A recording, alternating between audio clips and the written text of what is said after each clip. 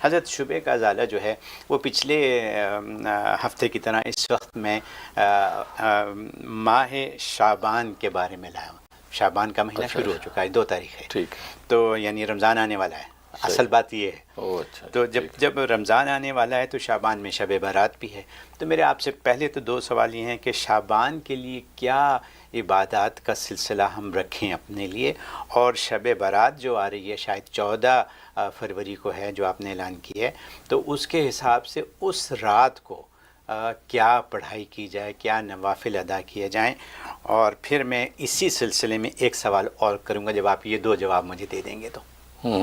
ماشاء اللہ۔ ہاں ظاہر ہے کہ یہ رجب شعبان رمضان بڑے خاص اور اہم مہینے ہیں، جی، کیونکہ ظاہر ہے کہ رمضان کا مقدس مہینہ آ رہا ہے، اس سے پہلے یہ دونوں مہینے مقدمے کے طور پہ عباداتی ذوق پیدا کرتے ہیں۔ جی، اس لیے نبی کریم صلی اللہ علیہ وسلم بھی جب رجب کا مہینہ شروع ہوتا تو آپ یہ دعا کثرت سے فرماتے تھے، اللہم بارک لنا فی رجب و شعبان و بلغنا رمضان۔ اے اللہ ہمارے رجب میں اور شعبان میں برکت نازل کر دیجئے اور ہمیں رمضان تک پہنچا دیجیے۔ تو گویا کہ آپ ان خاص 2 مہینوں میں برکت مانگ رہے ہیں، کیونکہ یہ دونوں مہینے گویا کہ رمضان کے لیے ایک مقدمہ ہے، اس لیے آپ اس میں برکت مانگتے ہیں۔ اور ایک حدیث میں فرمایا کہ رجب شہر اللہ، رجب اللہ کا مہینہ ہے، وہ شعبان الشہری، شعبان میرا مہینہ ہے، اور رمضان الشہر امتی، رمضان میری امت کا مہینہ ہے۔ اب دیکھو تینوں کو منسوب کر دی، اللہ کے ساتھ منسوب کیا ایک کو اپنے کے ساتھ منسوب کیا نبی پاک نے، اور ایک امت کے ساتھ منسوب کیا۔ اب یہ رجب کا میں نے جو اللہ کے ساتھ منسوب کیا، اس مہینے میں اللہ نے ایک رات ایسی رکھی جس میں اللہ نے اپنے عجائب و غرائب و قدرتیں دکھائیں، جس کو لیلۃ الاسراء والمعراج کہتے ہیں۔ تو شب معراج کے اندر اللہ اپنی شانیں دکھائی ہیں، لہذا اس رات کی وجہ سے اس رجب کے مہینے کی فضیلت۔ اور ادھر جو ہے شعبان فرمایا میرا مہینہ ہے، اس میں نبی کریم صلی اللہ علیہ وسلم کثرت سے روزے رکھتے تھے شعبان میں، اگرچہ عام امتی کو اجازت نہیں ہے، اس لیے کہ وہ اگر کثرت سے روزے شعبان میں رکھ لے گا تو جو اصل مہینہ ہے، جو اس کا اپنا مہینہ ہے، اس میں روزوں میں کوتاہی کر بیٹھے گا، اس لیے اس کو اجازت نہیں۔ لیکن نبی کریم صلی اللہ علیہ وسلم کثرت سے روزے رکھتے تھے اور یہ کہتے تھے کہ میرا مہینہ ہے، تو لہٰذا آپ کثرت سے روزے اس میں رکھ رہے ہیں، آپ کو اجازت بھی اس کی تھی۔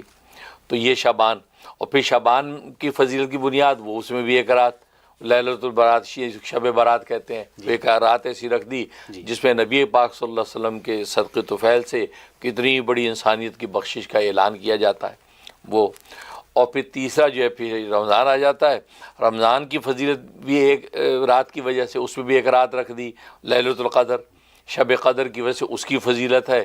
لہذا وہ مہینہ جو امت کا مہینہ ہے، لہذا امت جب روزے رکھتی ہے، تراویحیں اور تلاوتیں چیزیں کرتی ہے، اللہ تبارک و تعالیٰ ان کے لیے بخشی کے فیصلے کرتا ہے، اور پہلا عشرہ ان کے لیے رحمت بنا دیتا ہے، دوسرا عشرہ مغفرت، تیسرا عشرہ عتق من النار، جہنم سے بری ہونے کا پروانہ جاری۔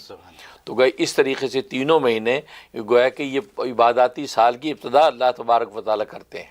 اگر رمضان سے باقاعدہ امت کے لیے عباداتی سال کی ابتدا ہوتی ہے، اس سے پہلے 2 مہینے مقدمے سے کہ مقدمے کے ذوق عبادت پیدا کرنے کے لیے اللہ نے ان میں بھی ایک رات رکھی۔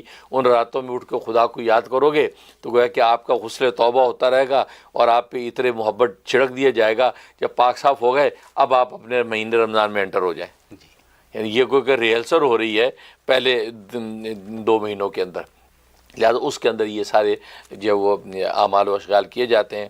اور شعبان کے مہینے میں عام روٹین کے حساب سے روزے رکھنے کی اجازت ہے، جمعرات و پیر کا روزہ رکھ لیں، یا ایام 20 کا، 13، 14، 15 کا روزہ رکھ لیں، کیونکہ 15 کا روزہ رکھنا تو ویسی مسنون ہے، سنت روزہ ہے نصف شعبان کا، جو شب برات کا روزہ جو ہے۔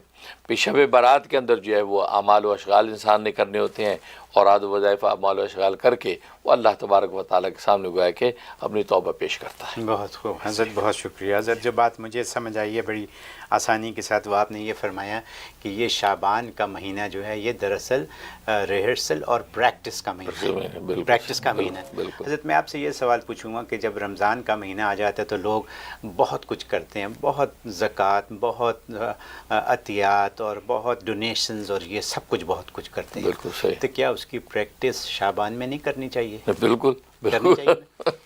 صحیح کہ بالکل جیسے میں نے بتایا ذوق عبادت ان چیزوں میں پیدا کریں گے تو آگے چل کے آپ کے اندر وہ رمق رہے گی۔ لہٰذا شعبان میں بھی اگر کوئی، اس لیے تو شریعت ان ایڈوانس آپ کو زکوٰۃ کی بھی اجازت دی ہے کہ رمضان میں نکالنے کے بجائے اگر آج ضرورت ہے کسی کو تو ان ایڈوانس آپ نکال دیں، جی جی تو وہ پھر اس کا فائدہ یہ ہوگا کہ اس کی ضرورت پوری ہو گئی، آپ کی زکوٰۃ ادا ہو گئی۔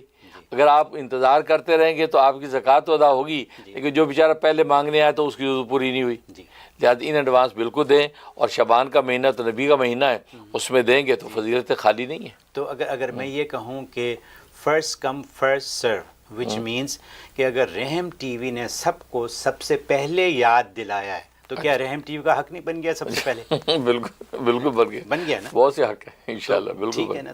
تو خواتین و حضرات یہ شروع ہو جائیں